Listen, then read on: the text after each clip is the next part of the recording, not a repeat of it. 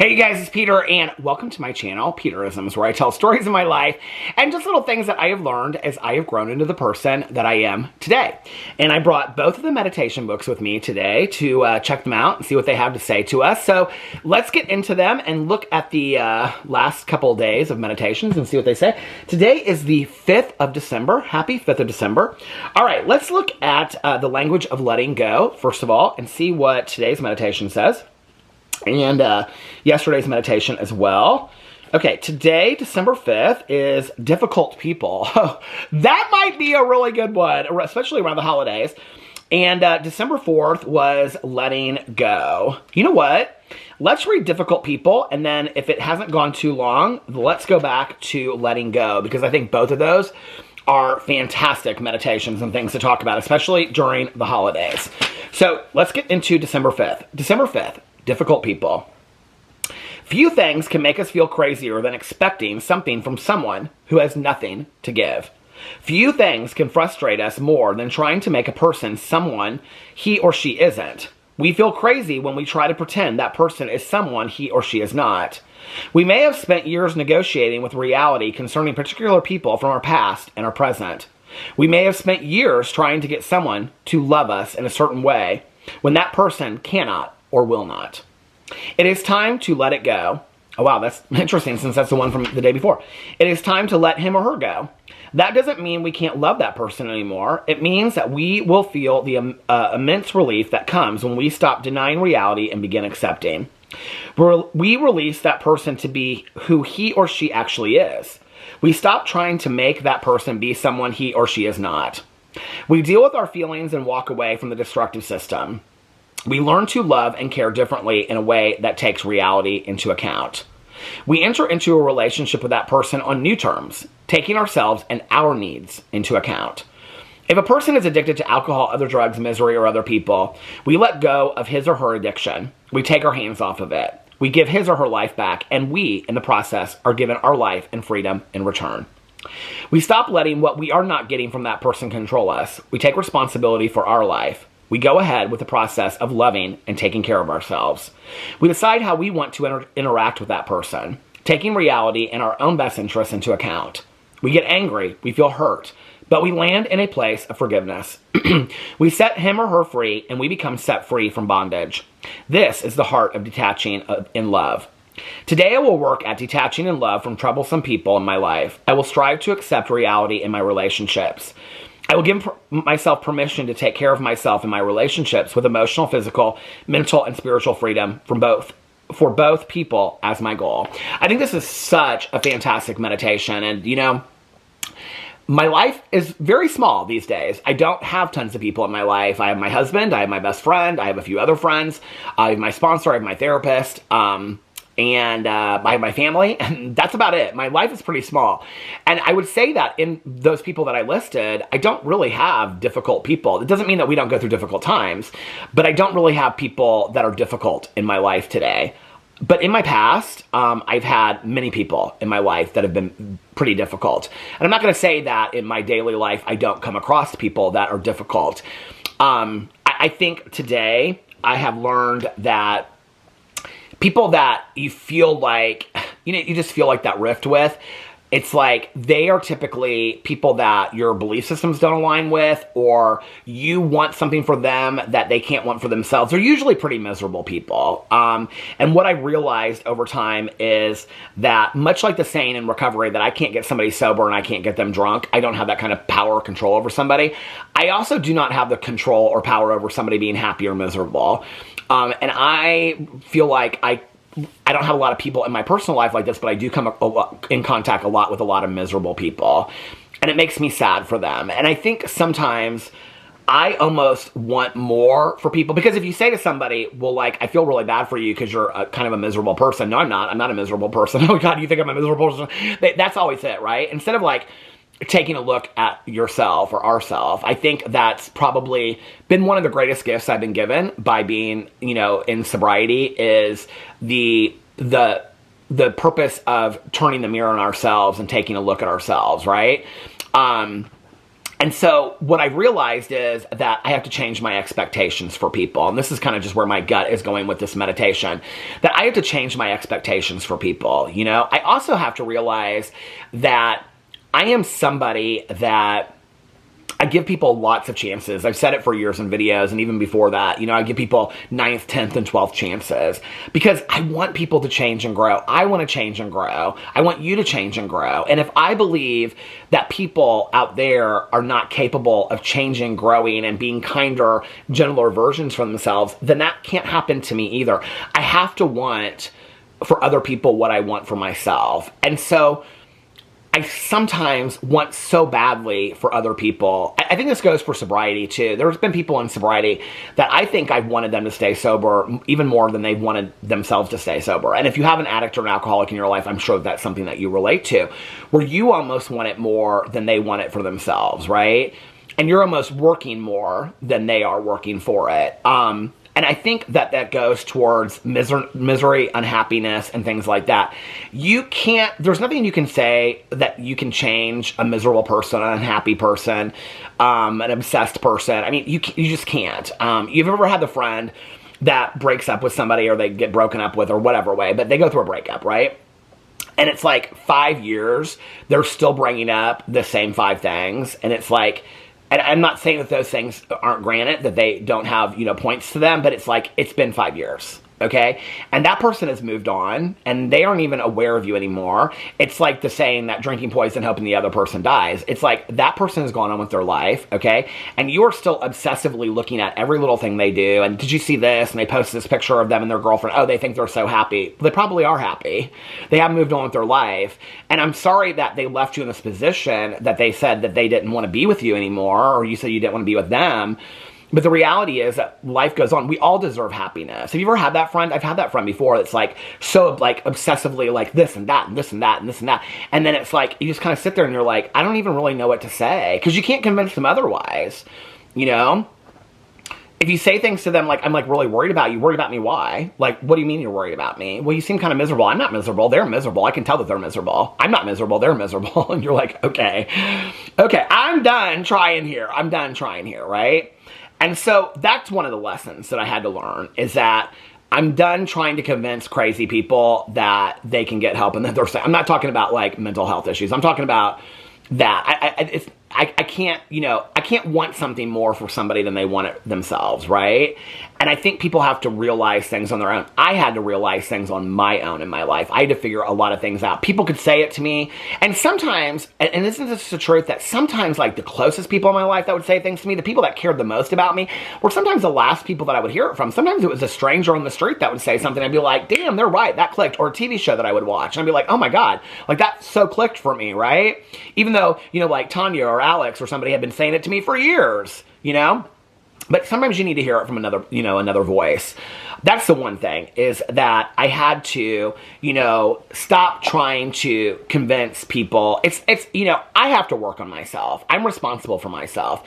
I can't want something for somebody else. I can't convince them of their worth. I can't convince people that they want to be happy. I can't convince people to let go of, you know, obsessive traits and going through breakups when they're unhappy or angry. I mean, that's not, I can't do that. And I've spent a lot of time in my life trying to make other people happy. I think that falls under the premise of being a people pleaser, of wanting everybody else to be happy at the cost of your own happiness. I'm not willing to do that anymore. I'm just not, you know? I think the other thing is that I had to really lower my expectations for people. And I've had to do that with a few people in my life through the years. And people have probably had to lower their expectations for me at times, you know? I'm not exempt from these things that I'm talking about. I do hope that I continue to grow and change because I want that for, like I said, myself and everybody else. But I've had to lower my expectations for people. I can remember going through stuff. I can remember a conversation I had with my best friend where I said, I don't know how much lower I'm supposed to lower my expectations for this person. She said, until you have none, you know? And I think that I am somebody that in life put pretty high expectations on people for a very long time. And that's not fair to them and it's not fair to me. Most of us are going to fall short of other people's expectations, you know? I think it's interesting that this whole meditation is really about what do we do when there are people that we want them to love us or care about us on a level that we care about them or whatever. That was also a difficult lesson for me to learn, was that there were relationships in my life that I was putting a lot of time and energy into. And I want to make this very clear when I say this, because I think just calling somebody up every day or texting them and telling them how much that you care about them, that doesn't necessarily translate to really being a friend or caring about somebody. I'm talking about when you have conversations with somebody, you tell them what you need from them or what they need from you, and you listen. Relationships are so much about listening, right? And so, you know, I, through the last 20 years, looked at many friendships in my life and realized I was probably putting more into it. And I don't think that a relationship should be what you get out of it. But it was very much like 80-20%. And I just was like, there are a lot of friendships in my life. There are a lot of relationships that I could be putting that 80% into. Or I could be putting that 80% into myself, you know? And then I had to ask myself, what am I getting out of that relationship if it's not changing, you know? I'm not anybody that's going to chase after anybody to be my friend. I'm just not. And I'm also somebody that sets a lot of boundaries and limits. And my friends and family members and my husband, everybody in my life sets boundaries and limits. And if people don't respect those boundaries and limits, then I'm kind of just done. I'm kind of just like, I'm done. And to be honest with you, I maybe give one or two, like, I mean, when it sounds this way, it's not like I go, okay, this is a warning. But, like, I might reiterate my boundaries, like, once or twice. You know, 10 years ago, 20 years ago, I would reiterate them over and over and over again. Because, like I said, at any cost, I would save that relationship. I don't do that today. If I set a boundary with somebody, and they don't respect that boundary, and then I set that boundary again, and they don't respect that boundary, and then I set it again, and they don't respect that boundary, I'm done. What that has said to me is, it's really not about the boundary. It's really not about the issue at all. It's about you. And you don't respect me, and you don't respect the boundary that I set, whatever boundary it is. Maybe the next boundary will be more serious. Therefore, this is not a two-sided relationship. That's why probably my life is very small today, because the people that I have in my life are ride or die. The people that I have in my life today are true, loyal people. That's what I want in my life. I don't care if at the end I'm standing next to just one person that I know that I can depend on. I'd rather have one loyal person that I can stand next to than 30 people that I don't know where I'm at, you know? And today, I'm blessed enough to say that I have several friends, a best friend, a husband, and family members that all fight for me in rooms I'm not in. This is a huge thing for me. This is one of the things that really means a lot to me this year is people that fight for you in rooms you're not in. If you have relationships in your life and those people will not stand up for you when you're not around, they are not your friends. They do not care about you and they do not love you. They care more about their presentation and what people think about them than they do standing up for what is right, okay? That's number one. Number two, all these sayings I've been reading on Instagram have really helped me in the last year. The other saying I love is that in life, people will love you and people will hate you and none of it will have anything to do with you. And it's so true, right? When I look back on my life and I look at arguments that I've had with people or people that we had an instant connection with, or people that just like adamantly disliked me. I mean, and from the get-go, what I realized that was not very much of that really had anything to do with me. The people that I connected with instantly, was like, even when I look at like my friendship with Tanya, my best friend, yeah, it has something to do with me now because we built a relationship of 26 years. But at the beginning, okay, when she really liked me and I really liked her, I really liked her energy because I wanted that energy around me. I wanted that positivity. I was craving having that fun, supportive positivity in my life. That was about me. That wasn't about her. She just showed up and had it, right? When people dislike you, most of the time, it's because they're going through shit in their life that they're not willing to look at. They're really miserable people, and they're not willing to look at that. Because if they were happy people, they wouldn't focus on miserable stuff. Happy people don't focus on miserable stuff. I have been blessed in my life to have enough really happy people with a lot of grace. And I can tell you, those people that are, right fighters and truth tellers and lovers of life and happy, they are not people that are negative all the time, okay? They just aren't, I think one of the other lessons that I had to learn years ago was that, we all have a need to tell on somebody. I think I do. We all do. That it's like, if you just knew what this person did to me, if you just knew if you just knew what that happened on that phone call, if you just knew what happened in this text message, if I could show it to you, okay, then you would know what I had gone through. You would know why I felt, why I feel. There comes a point when you no longer need to prove that. There comes a point when you don't need to prove anything to anybody. that you need to understand your own self-worth. And so when it talks about setting boundaries and it talks about going after people and chasing people to love you and stop doing that, whatever, really what that's about is if you're somebody that's done that, and I had to figure this out because I did do that for a long time. You know, I always ran after and chased after the wrong guy that didn't want me for some reason, you know, and I couldn't figure it out. And then I figured out, well, maybe it was because I was so bullied that if I could just get the one guy that didn't, you know, that always was pointing out all my flaws, I could get him to like me, then that meant that I was okay, you know? It was like going back to elementary school. If I get the bullies, F that. You know, what that all was about, this is another good example. It's really mostly about us. That was all about my own lack of self-love and self-worth. And I had to turn the mirror on myself, and I had to look at myself and say, why do you feel like you're not worthy of love? Why do you feel like you're not good enough? Why do you feel like you're not deserving of other people's love and friendship and things like that? I had to look at that because that was about me. Nobody else could give me those answers. That was about me. I had to do that work. So when it talks about take care of yourself, that's absolutely 100% right. And I can tell you right now, when you start fixing yourself, the relationships in your life, one of two things will happen. What you'll realize is that relationship, when you fix yourself and you are on the right course to taking responsibility and taking accountability and working on yourself and knowing what is your part and what is your side of the street to clean up and what is not your side of the street to clean up. And knowing the things you have to work on to be a better person because you want to be a better person for you.